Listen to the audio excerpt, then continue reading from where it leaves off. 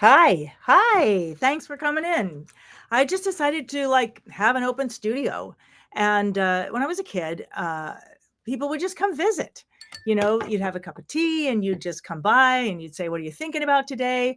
And honestly, I don't even know whether this is moving because it said that it's going to start at 10:45. And I'm like, but I'm going to be going to bed just around that time. So anyway, so there's a chat here. You can let me know if you're seeing me or not. I'm not here to promote anything. I'm just here to talk about what I've been thinking about, see what you've been thinking about. And I want to show you one cool thing that we're creating online at Hip Hop Academy.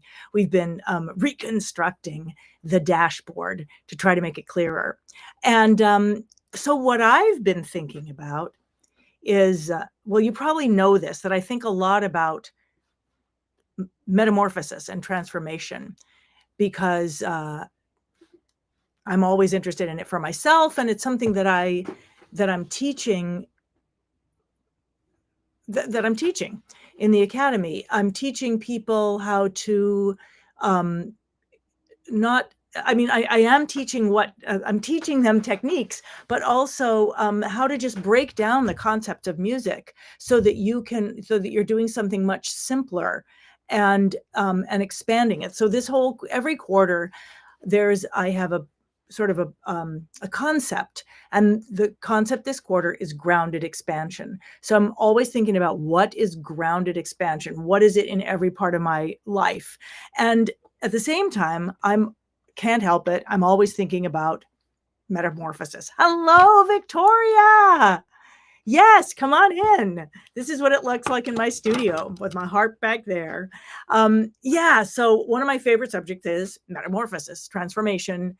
I think a lot about the chrysalis and inside the chrysalis, because a few months ago, I was talking to AI like you do, and I had this idea. I was like, wait a second.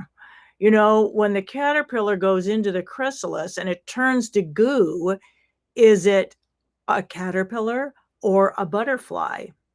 And this was sort of the beginning of this ongoing exploration of this idea. And so the very first bit of information I got was like, well, actually, there's this thing called the imaginal disc, literally called the imaginal disc. And I'm like, really? Wow. Is that where imagination comes from? Um, anyway, so there's this thing called the imaginal disc that is inside the caterpillar, but it doesn't get activated because the caterpillar is being a caterpillar. It's like, no, I'm a caterpillar. Like it's got that identity. But what happens when it goes into the chrysalis, into this safe environment, and it dissolves, this imaginal disc, which kind of holds all the blueprints and everything and all the parts that are needed for the butterfly, that becomes activated, and then it uses the nutrients of the dissolved caterpillar to become the butterfly. So I was just reading about that a little bit more today, and because I was curious, anyway, so what I learned today is that the caterpillar and the butterfly have the same DNA. Now, that may seem obvious to you, but when I think about my own life, and I'm always thinking about the transformation in my own life, and one of my coaches is always saying to me, you're stuck in who you think you are, and you're stuck in recreating the past, and you're doing this in part by all the different ways of being, like by defending and protecting and trying to fix things. Like we're always looking for problems to fix, and this is one of the things that I'm always talking to people in the academy when we have a feedback session. I'm always saying, the first thing we're doing is let go of assessment. Like, oh, I like this better in the past, or this is better than that, or oh, I can't do that as well as that person can, or oh, she can do it better than me, whatever. Is we let go of assessment, because we can't really experience discovery if we're assessing something. Because if we're assessing something, we're like stuck in what it was and what it should be and what it's not and how we should fix it, blah, blah, blah, versus actually discovering like what's there and if there's something new there.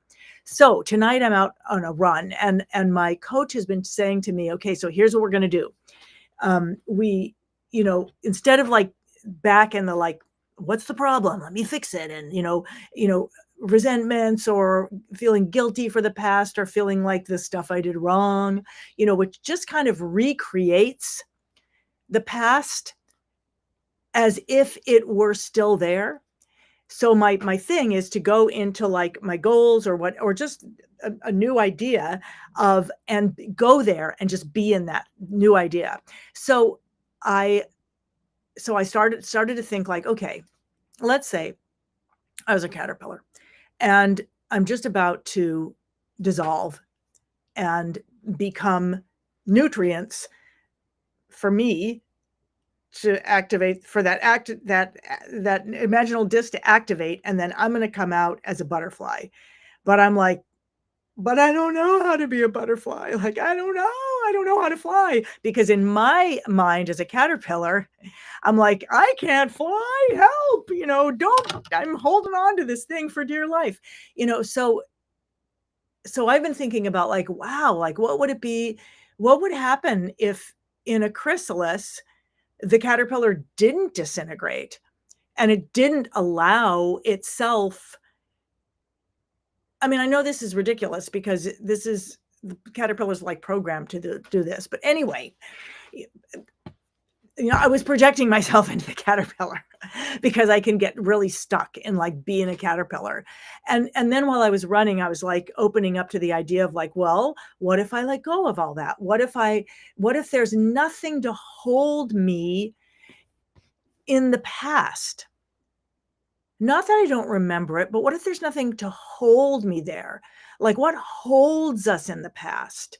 It's like, regretting something or resenting something or wishing I had done it different.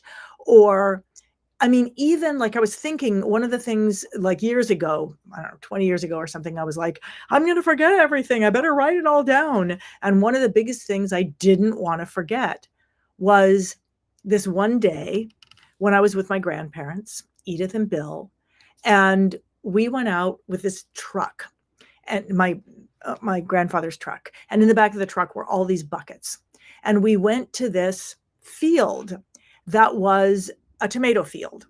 And the way the tomato fields worked at that time, first the tomatoes got picked, and then the tomato fields were left for the ketchup people to come. But there was a time in between where we could go.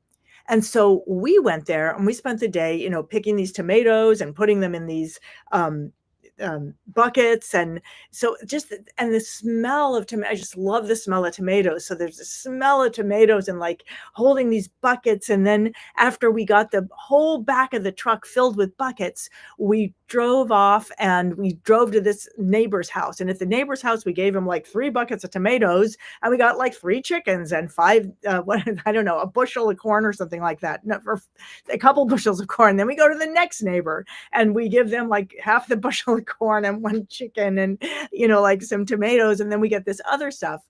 And it was just this wonderful day. And I didn't want to forget that day. And just the red of the tomatoes and the smell and being with my grandparents. And I was a grown up at this point, just being them, I didn't want to forget. And today while I was out running and I was like, okay, I'm going to do what my coach said. I'm going to go to like stand in the future, let go of the past.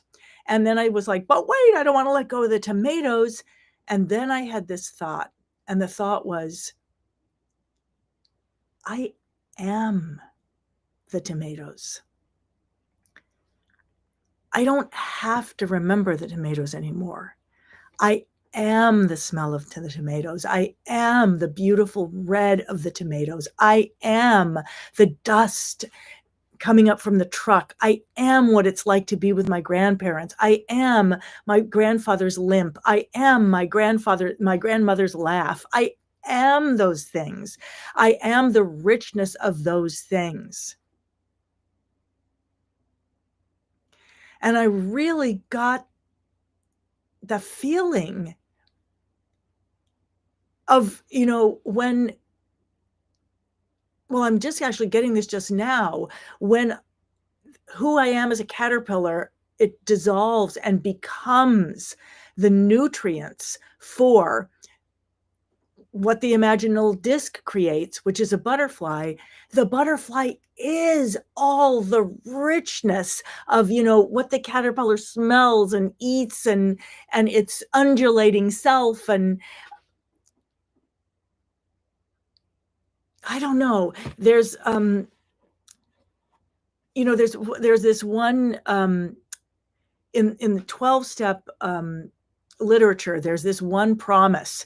It's like a promise of recovery that's so beautiful. It's like, we will not regret the past, nor wish to turn our backs on it. And, I remember there was a time in my life when I just thought, that will never be in my life. I will never have a time when I do not feel regret. And yet I do. I do. I don't. I mean, that has changed in my life. And what I realized tonight, when I was thinking about the butterfly, and I was thinking like, well, what would cause a caterpillar to not dissolve, is if they couldn't let go of being a caterpillar. And what is it in my life that doesn't dissolve so that I transform in whatever way I transform? And I was thinking resentments and regrets and just the things that I mentioned before.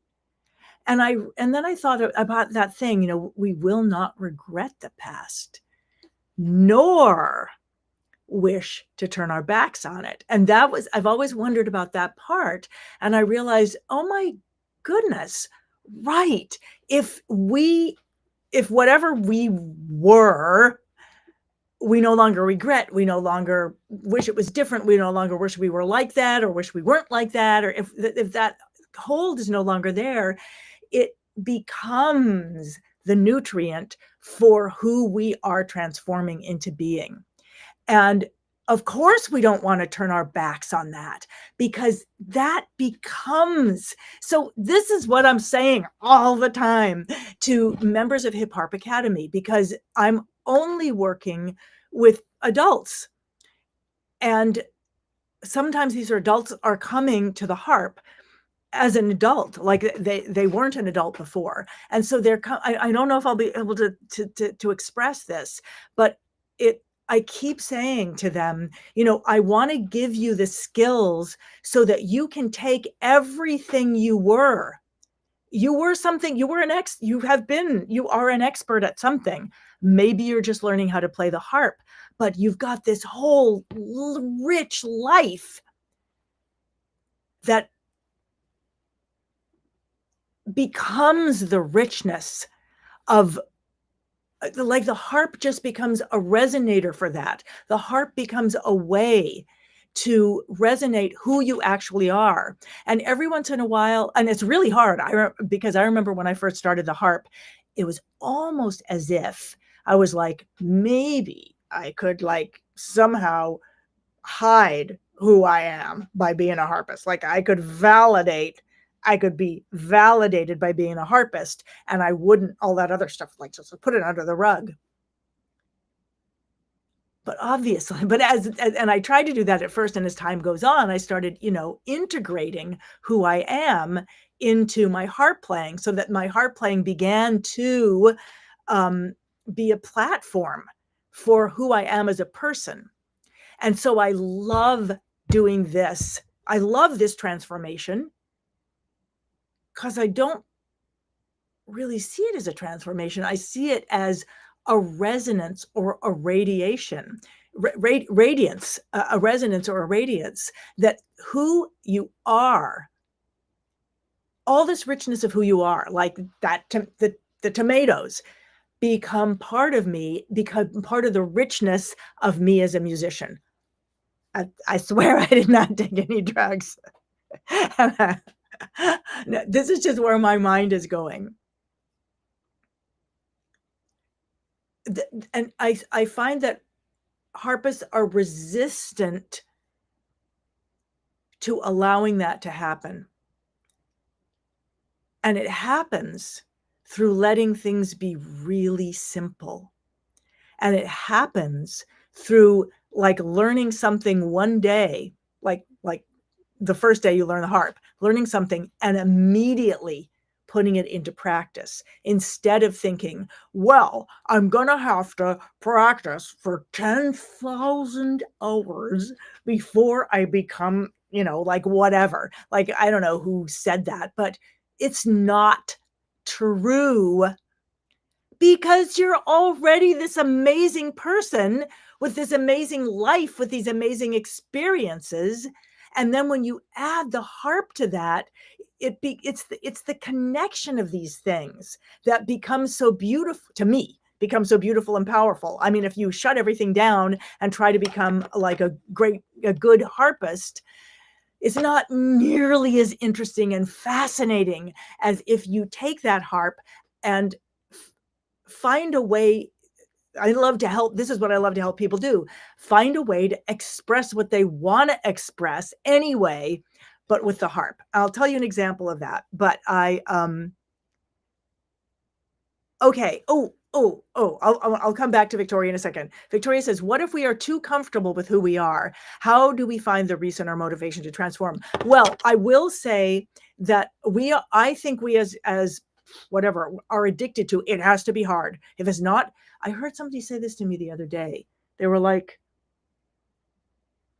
but how are we going to get any better?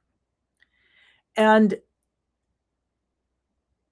well, so this is where I'm at right now. And it doesn't mean that I don't say there's no practice, don't practice. I mean, because practice is wonderful and amazing and fun and focused like anything. But wait, I had it, now I lost it. Oh, so I've always known that certain things are natural. Like, for example, there's a saying, Oliver Wendell Holmes and other people have said, like doctors have said, I dressed his wounds, but God healed them. Meaning, I protected the wound, but the healing is a natural process.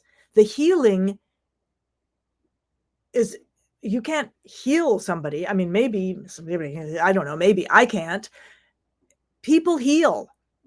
People get a disease, and unless the disease is still attacking them, or it is natural to recover. It is natural to heal. It is natural for a seed to grow. You don't grow a garden. I can't grow a seed. The seed grows. I put the seed in the ground, I put the ground on it, and I water it, and the seed grows. I don't grow it. I could thwart it from growing. I could put a rock on it and thwart it from growing. I could create the most conducive conditions possible and then hope for luck. And so I've known this about, seeds that grow, things that heal, things that recover. And creativity is like that too. Creativity is a natural process. I mean, I've never, I don't know that I've said it to people in the academy so directly, but it is a natural process. If you sit down and play and you don't put thoughts in your head like, I'm not good enough, I have to get this right, all the stuff that comes into your head, and you sit down and you play with joy, creativity works. I mean, creativity happens. How does it happen? It happens because when you ground, and this is why this quarter is called grounded expansion. The grounding first, like you ground a seed and then it grows. You ground yourself and creativity grows. So we have a class in the academy called Transformational Practices. And it's a very simple class. All you do is you take on a practice. Doesn't matter what you take on. And then you share what happened when you took it on. So, for example, I took on a practice of cleaning my room for 10 minutes a day. And I clean my first day, have a timer, clean the room. Next day, but there's still a lot of stuff that I want to clean. Next day, clean it more. And after about and I took this on for 5 weeks or something like that. It was a game. I took it on with some other people. Each person was taking on a different thing. And after maybe like 7 days, my room was clean. And then I was like, oh, well, I have an idea. Ooh, I'm going to get green sheets, So I took on this practice, and at a certain point, without me forcing it, it becomes creative. With music, if you take on a practice without beating yourself with it, but grounding in it, it becomes creative. And these are the ways that it happens. It doesn't always happen by having an idea. It often happens by making a mistake. You can count on that. You can count on the creativity of a quote mistake happening. You go to play one thing and your finger slips, and then you have a choice. And this is where the inhibition either comes in or lets things open up.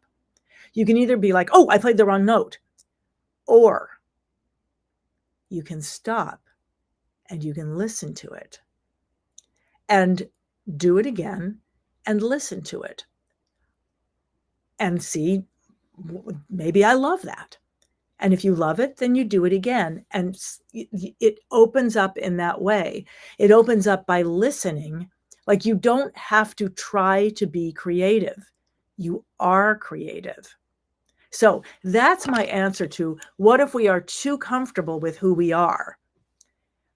Is anyone really too comfortable with who you are? How do we find the reason or the motivation to transform? What would that look like, Victoria?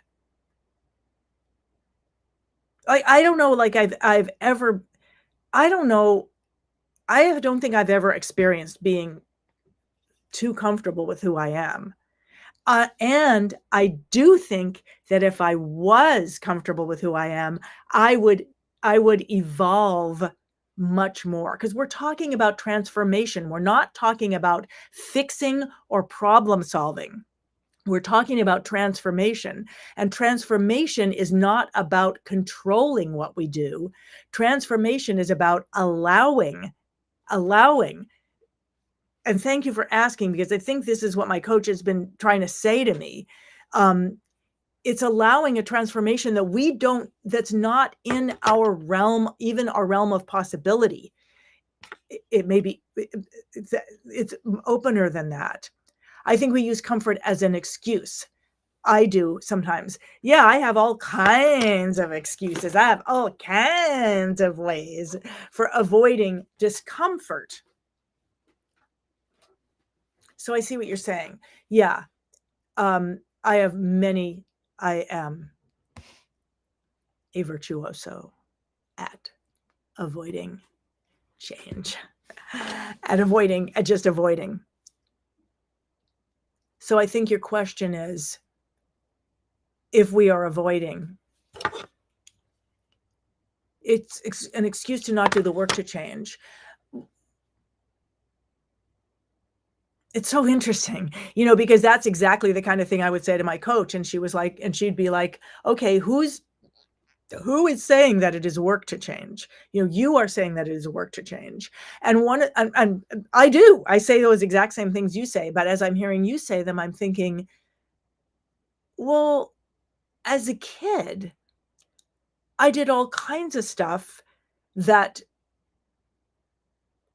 I was just thinking, why I stopped is that being here tonight, getting on, having an open studio tonight, that was something I'm super resistant to. And here's what really helped me, just to be here tonight. But my goal is just be there. What helped me tonight was do it badly. And I was like, "Oh, I have to put makeup on, and I have to go to the harp, and then I have to put my microphone on." And then I was just like, "Well, don't. Just show up. Don't worry about doing it wrong or right. Just show up and do it." It's this thing about let it get to you, taking on a practice to let it get to you. It sounds like I know that it sounds like it's easy for me. It's not. This is what I'm trying to do right now. And it was what I set out to do tonight when I went out for a run. I went out specifically on the run to like go do what my coach has been telling me to do and to see what breaks through. She's not even saying go see what breaks through. It's not like come back and tell me. She's just like get out there and stop being who you say you don't want to be. Stop being that. And my best way to be able to stand in that is to imagine the caterpillar and the butterfly. And the big thing for me today was realizing that the DNA is the same. The DNA of the caterpillar is the same as the butterfly. So that means that whatever it is that I am,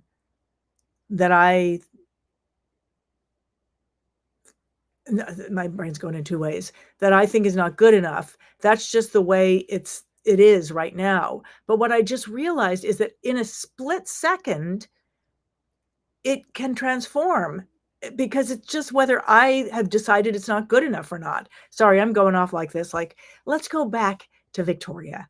Victoria says, I like your, I'm going to pull this up.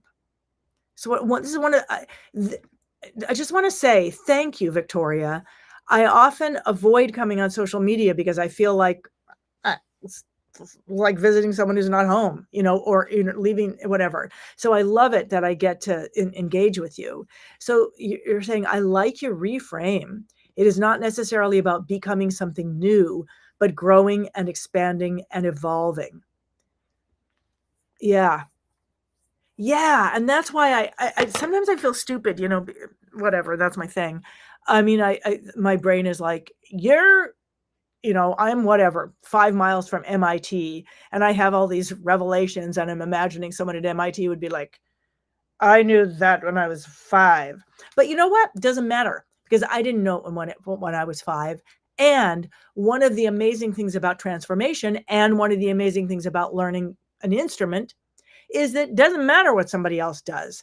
And it doesn't matter how smart somebody else does. You have your own transformation. You have your own discovery.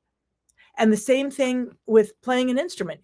It doesn't matter what other people are doing. You have your own relationship with it.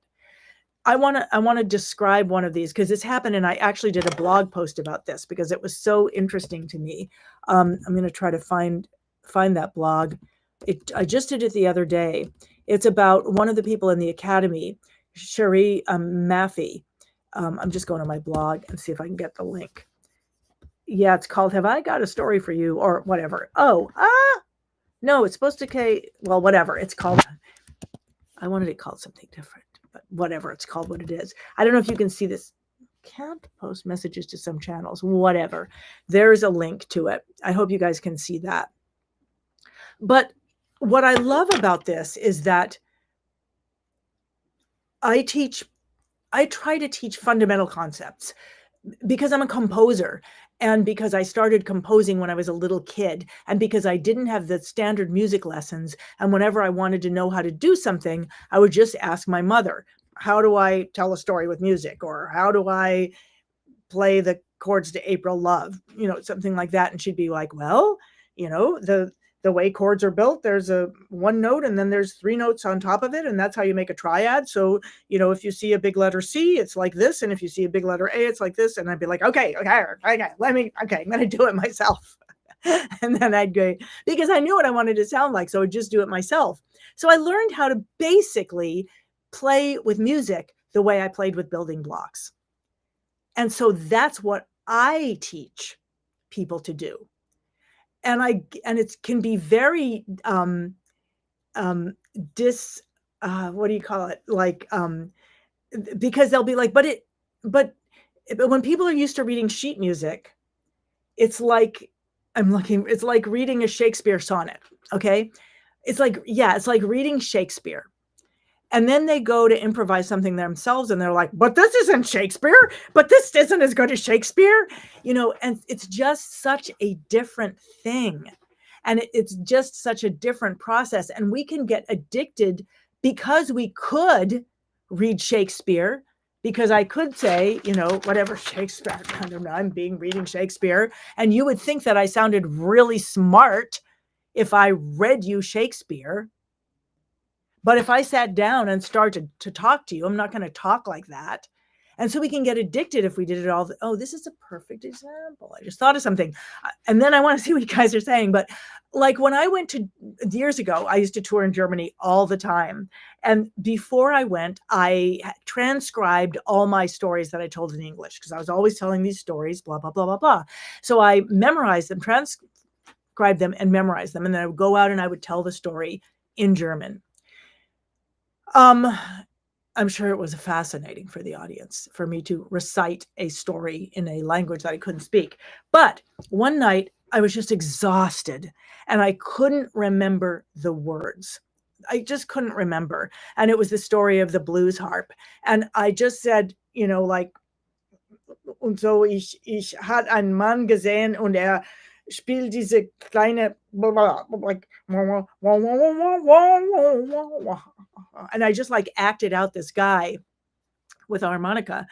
And suddenly there was just this completely different feeling in the audience, because they saw me being in the moment, not Mr. Shakespeare in the moment, but actually me in the moment. And I want to say something about this blog post, because it's an example of someone who amazingly snuck into the academy before she could play harp. I don't usually have people who are beginners. I take people when they actually are fledgling harpists, but she snuck in somehow. And so she's been using my method from the very beginning. And she took the Baroque Flamenco challenge, just like a lot of other people. And then it was Memorial Day, and she had this story that she wanted to tell. This Memorial Day in New Zealand. And there was this story that she wanted to tell. And she was like, hey, I could take the chords from Baroque Flamenco. I could tell this story. And it's a really meaningful story for this day. And so in about 2 or 3 hours, she put together this video, which you can see if you go to that blog post. And if you can't see the blog post link, just go to my blog. Just go to hipharp.com and then go to the blog. And it's the first story that's there. And she just created this thing out of playing those 2 chords from Baroque Flamenco, telling the story, and having some video that she had from the Memorial Day that she'd gone to earlier that day. And it was just this wonderful thing. And I started thinking about this because it was so her. She was able to communicate with music and come up with something that was meaningful, as if she was in a conversation, although it was a story. And it happened because she had these building block tools. Why am I saying this? Right. I'm saying this because it was all about her. It wasn't about her playing Baroque Flamenco. It was about her taking something that I'd pulled out and shown her how to do, and then expressing something that was her, a story she wanted to tell in the way she told it, with, and so you just, I don't know, you just have to read the blog. Let me come back to what you guys are saying. Connie says, I'll just pull it up.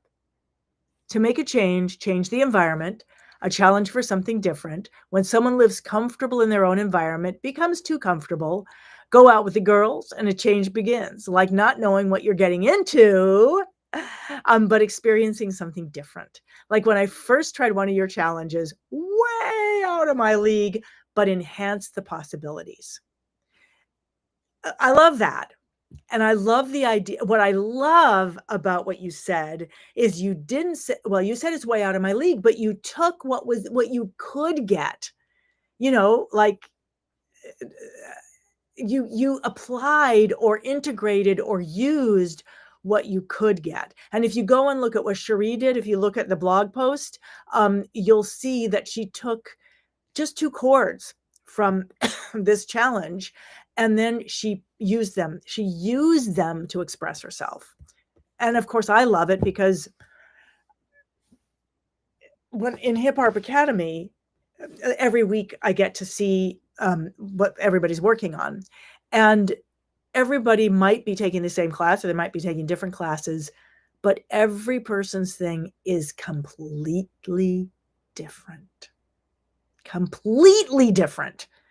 Like you wouldn't know that people are in the same class. You wouldn't know if they were studying the same thing because they're taking those ideas and expressing something from themselves with it.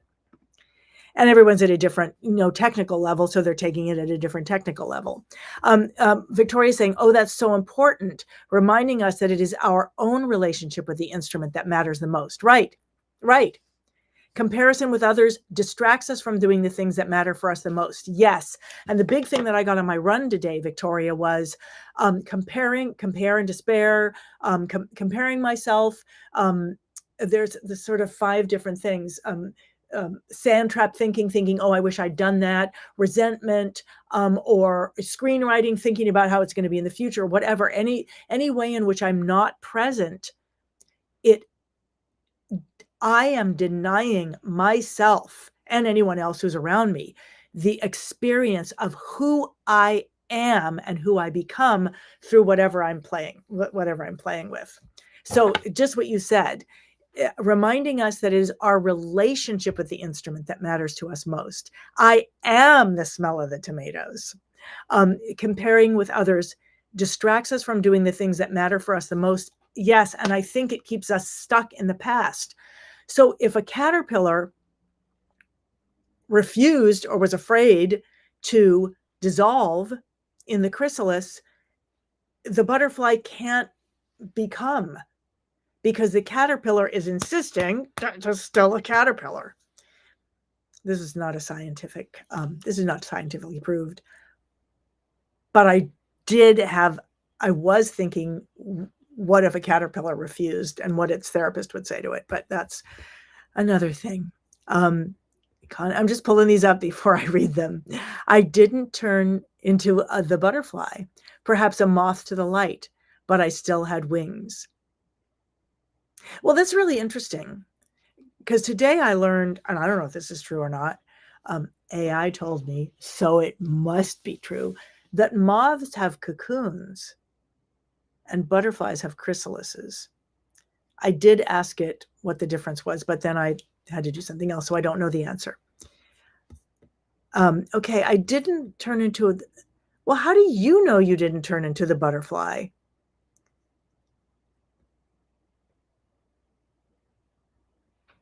I think what my coach would say, and what I would probably say is to myself and you, whoa, thank you, Connie.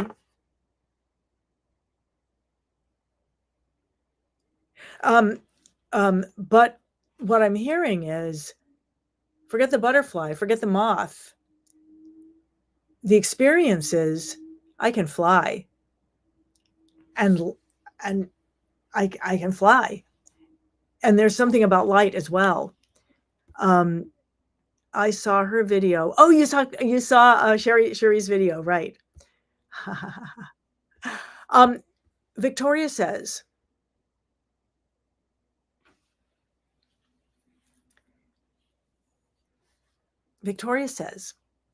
you should write a musical about a caterpillar that refuses to turn into a butterfly. And then she has a laughing face. And I'm not sure why she has a laughing face, but possibly she has a laughing face because that is exactly the musical that I wrote.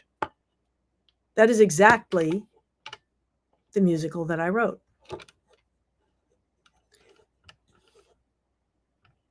I don't know what else to say, but The Golden Cage is exactly about a caterpillar that refuses to turn into a butterfly.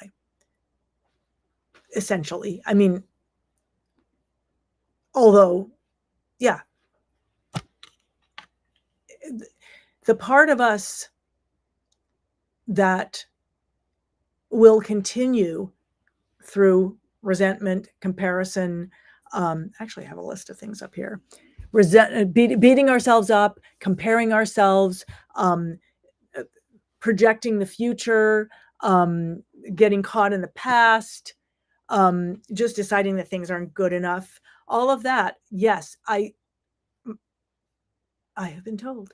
One of my mentors talked about that all the time, and about how that creates a state of being in which we keep going back to being the caterpillar. We keep going back to being the caterpillar when we could be flying. Nothing, well, I was going to say nothing wrong with caterpillars, but I got to say, well, I mean, whatever. It's not up to me. The caterpillars do what they do. All right. Connie is saying she wrote it already. Right, exactly. And then that's why Victoria was laughing. Okay, right, exactly. Well, apparently, Connie, Boris and Althea are so the thing. Okay, so first of all, did I know the story of the Golden Cage before I wrote it? I did not. Did I understand the significance of it as I was writing it? I did not. It was a story I was really compelled to tell. And obviously, I am still fascinated with this concept. And in part, I think I'm fascinated with this concept. Well, I think I always have been. But it goes back to my favorite word. And my favorite word is noumenon, a thing in itself as separate from its physical experience. And I just realized that is the same experience of a butterfly and a caterpillar have the same DNA. What does that mean? It's the same thing. It's a noumenon, that whatever the butterfly, whatever that creature is, I don't know. I think it represents, it's a metaphor for a noumenon, because a thing in itself as separate from its physical, how it's physically presenting at that moment. So if that if noumenon is a thing, which it is, and if a caterpillar has the same DNA as a butterfly, so it's the same thing, what does that say about your transformation? And I'll tell you, it's interesting. Something happens, like before a show. If I'm working on a new show, especially if I've written a new show, and I'm working on it, and all the time I'm working on it, I'm envisioning it's going to be like this, and the trumpets are going to play, or whatever it is, or it's a one-woman show, and it's going to be amazing, blah blah blah blah blah. And then it gets to opening night, and it has never gotten there. And so I'm all in the like, oh, well, I didn't write this, and I didn't write the trumpet part, and I didn't have it memorized, I'm all in that thing. And then I'm all in what it isn't.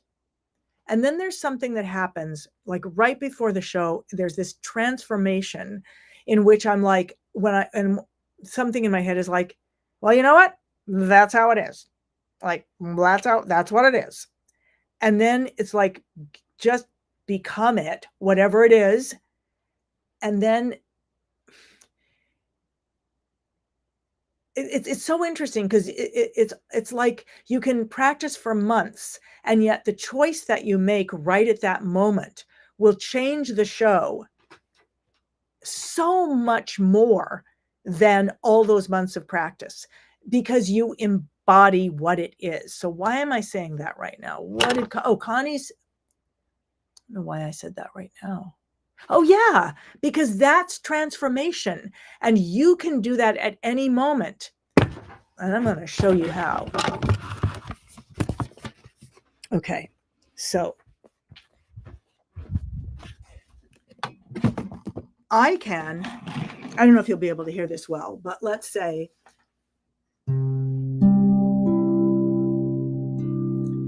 I have two fingers.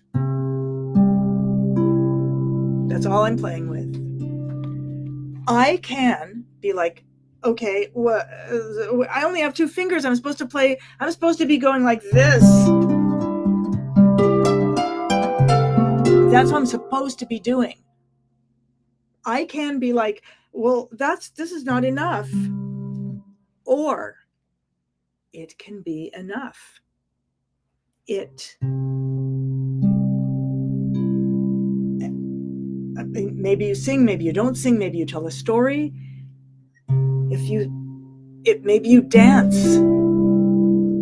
I mean, if you bring who you are into it and you play it as if it's the most beautiful thing ever, that's the transformation. That's the thing that I see that most people are not willing to do. They're always like trying to be one step ahead, as it's like, you know, you whatever you learn, once you've learned it, you have the impression, well, I've learned it, so it's no longer good enough. Now I have to learn the next thing because it's all about getting better and better and better and better and better. Well, is it? Or is it about finding the richness of the thing that you can do? Like, I don't know. I mean, when it comes to communication, like I remember, so I worked a lot with. I really was desperate for a mentor, and the mentor that I got was a mentor for.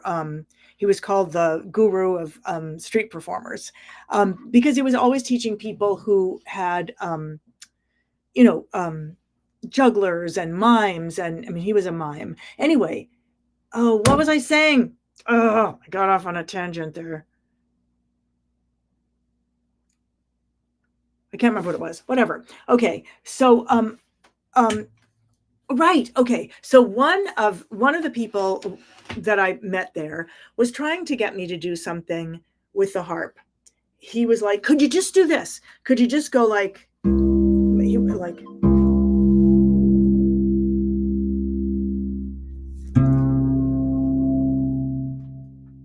And I was like, "No, no, I will not do that. That's not playing." And it took me, I don't know, 15, 20 years, maybe less, to see how beautiful that is. And I wish and to want to practice it, to want to just like really feel it. In fact, when I was in Europe, one of the things that we did when I was in Europe just now, one of the things that we did was a set of exercises that were all about like to the sky, to the earth, to the world, to my heart, and we fly. It was a warm up that was all about our bodies as well as our playing. It didn't require any more technical ability, but it required you to embody yourself, be present inside yourself. And this is what I'm looking for in myself. And this is what I'm teaching in the academy. And one of the reasons I'm teaching it is this is part of my inquiry. I want to see how can I do it. I want to see other people do it. I want to see what happens when I say, show people how to do it. Just a second, I'll be right back. I'm just going to get my glasses. So Victoria is saying that was also, okay, we'll pull Victoria up. That was also a great point. When we learn something, we are taught to chase the next goalpost. Exactly. We could spend more time exploring what we already learned laterally or deeply or whatever. I mean, that is what I most want to teach in the academy, because I don't mind teaching skills. I think it's really interesting to teach skills, but I'm teaching self-expression. I want to see people using what they're learning immediately to express who they are and the stories they want to tell. And that's why I loved Cherie's her video so much, because I saw that she was able to do that very quickly, because now she knows what the skills are, and she knows, more importantly, she knows that 2 chords is enough to create anything you want to create, to create a thing, a story. It's not enough if it's just like, hello, chord and chord. I mean, it's nice, but it's chord and chord. But it's a vehicle. It's like it carries you. It carries you. A vehicle carries you. It carries you on an adventure. It carries you to others. This you can already do that.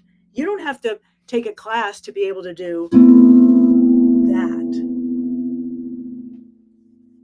But you do have to feel that you have permission. Oh, right. Yeah. There's so much I'd like to tell you. But I do want to show you one thing, because it was really interesting. Let me just see if I can find it. Oh, no, I would like to show you a couple things. I love this, because when people used to come to my house as a kid, and I would be like, hey, look at this thing I just created. Look what I just made. And it's just really fun. I created something so this is the grounded expansion quarter in the Academy. Uh-oh, now I've lost you guys. And so I wanted to give a real visceral warm up for people to understand what it means to ground. And so I want to show you, because it's just I don't know what the picture will mean to you, but let's find out. Let's see if I can show it to you. Grounded expansion. Let's see. Okay. All right. I'll just show you this one page. So I don't know if you're seeing me too, but what I really want you to see is just this thing over here. These are all the things we were going to do to it, but this is 4 measures.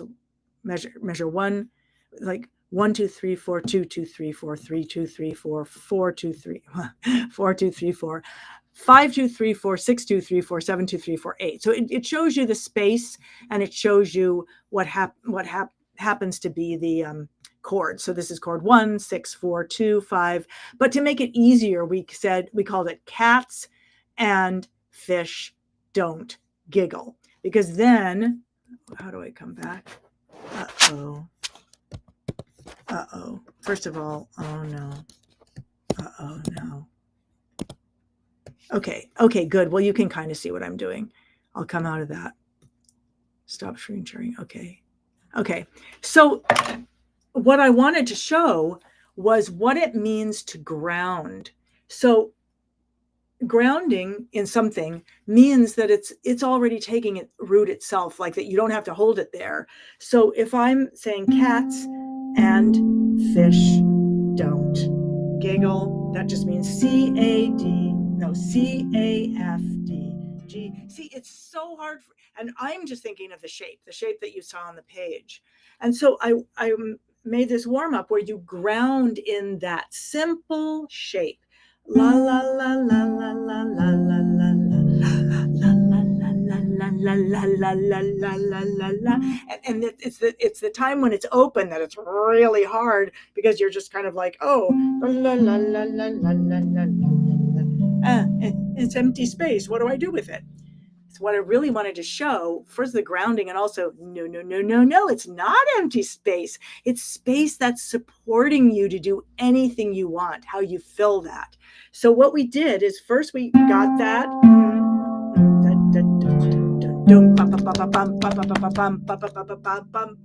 so that you get the sense of what that time is, etc. And then we started just expanding. So we expanded up a third.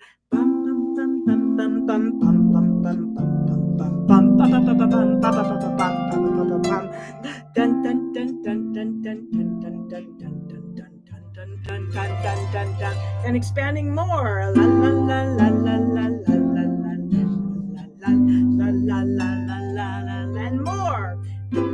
a seventh. Dun, dun, dun, dun, dun, dun, dun. But it's the same thing now, and now it's a ninth. Dun, dun, dun, dun, dun, dun, dun, dun, dun, dun, dun, dun, dun, dun. Now I moved the ninth into a different shape. Bum, bum, bum, bum, bum, bum, bum, bum.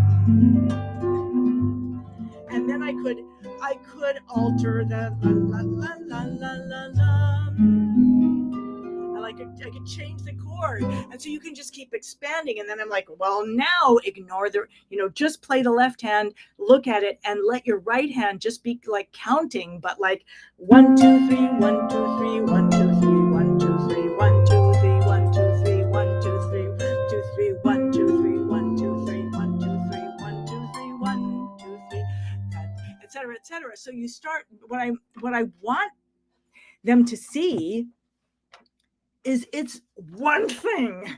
It's this. And then the space. You only have to remember that one thing. All the rest of it is expansion.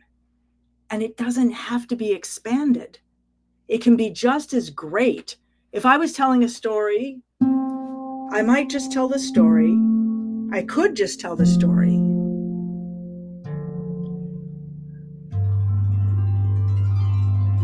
Just with that. It's not like I have to make something hard. It's not like it has to be expanded. It can expand only to as far as you have to go. I don't know why I feel like I'm trying to convince people of things. I think when I get into this mode of trying to convince, like, but it is like this, I think I'm trying to talk to myself, because I think a lot of times I'm working on that in another way. Like, one of the reasons I wanted to come on here tonight is I wanted to get grounded in showing up, because I have it in my head, well, I can't show up until I have something amazing to show. Well, what about not? What about just show up? Maybe you have something amazing. I mean, you do have amazing stuff to share. And, it's enriched my life. Connie said, I don't know what she said. I don't know what happened, but I lost the chat. Oops. All right. Well, that's what I wanted to show you tonight. And I did want to show you one other thing, because I'm just excited about it. And it's very practical, but it's just really fun. So in the Academy, we're constantly, let me just pull this onto a different thing. We're constantly trying to reorganize it and, make it more organized and make it easier for people to find things. And it's just like me in my home.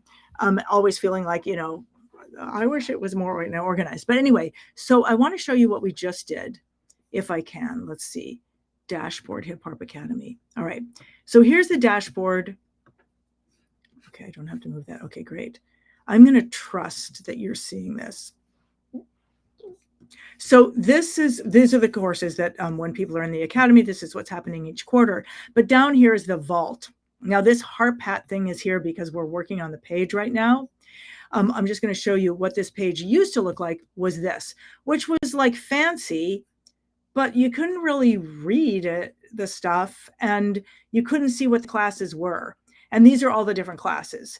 So, the classes aren't necessarily the biggest part. I mean, the classes are the skills, but there's a whole other part of the Academy, which is the chats, where some people just come to the chats. But anyway, what I want to show you is that Jay and I, so Jay's one of my assistants, we shifted it. It's not beautiful, but now people can actually read what's here, like read what things are. And I'm going to refresh my screen and see how, because he was working on this when I left and he was adding more of them. Oh, he probably hasn't. He's just done a couple of them to show, to get them started. And I know he's probably working on them and then he'll refresh it later on. But I just thought this was so cool because, well, this is fancy and this is what was given to us when we created it. Fine, it's badges, whatever. This isn't as fancy, but you can see what the class is and know what it is. And I don't know. We just got really excited. So I get excited when we get to organize things. So anyway, that's what we were doing tonight. And so my evening was about thinking about transformation, going for a long run, and then coming home and working on that, and then getting to be with you. For no reason other than that, I want to be with you. So thank you for these amazing things that you wrote, and for just being here. And for anyone who is interested in the Academy, I have the little link up there so that you can, and you can always ask me more about it and what it is. And we're going to try to make more things available, meaning more access to different parts of the Academy. But, I have to show you one other thing, because it's, wait a minute, Connie said, will we still have challenge to the access to the challenges we were in? Our intention, what we're supposed to do is to shut them down after a week. That's what we always say we're going to do. Then we forget to do it. So theoretically, I'll be like, it's time. We're going to close it for now till the next challenge. And, but I might forget. I am going to show you one other thing, because it kind of puts everything together. The most recent class that I created is a class that, so there's all kinds of skills that I'm teaching in the Academy, but there's all this structure that helps you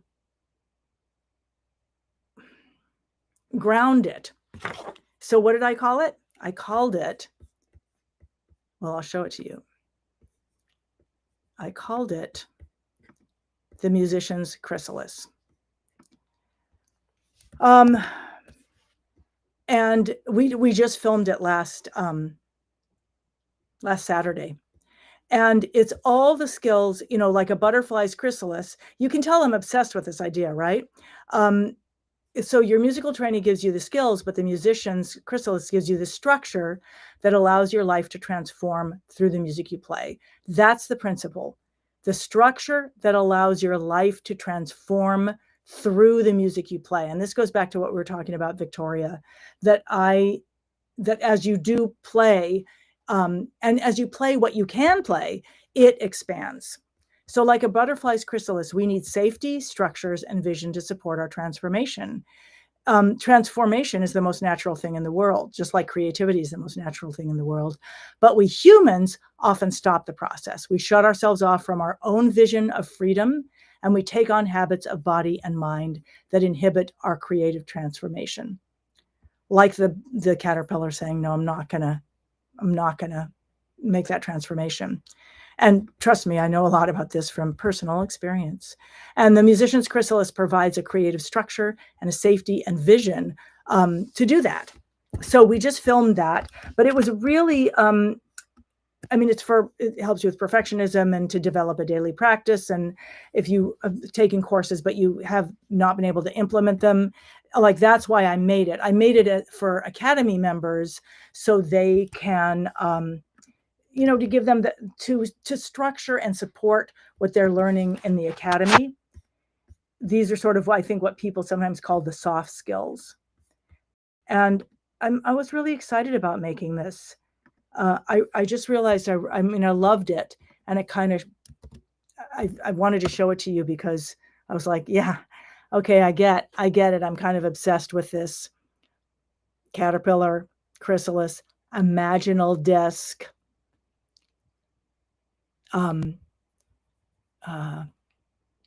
dissolving our ego, dissolving our commitment to who we used to be or who we think we are. dissolving the commitment to who we think we are, who we think we have to be, and allowing that transformation through the music. And I think it's a very different than how most people think of the musician's journey, but this is how I see the journey. So thank you for making a place for me to talk about it. Because every time I talk about it, I learn more.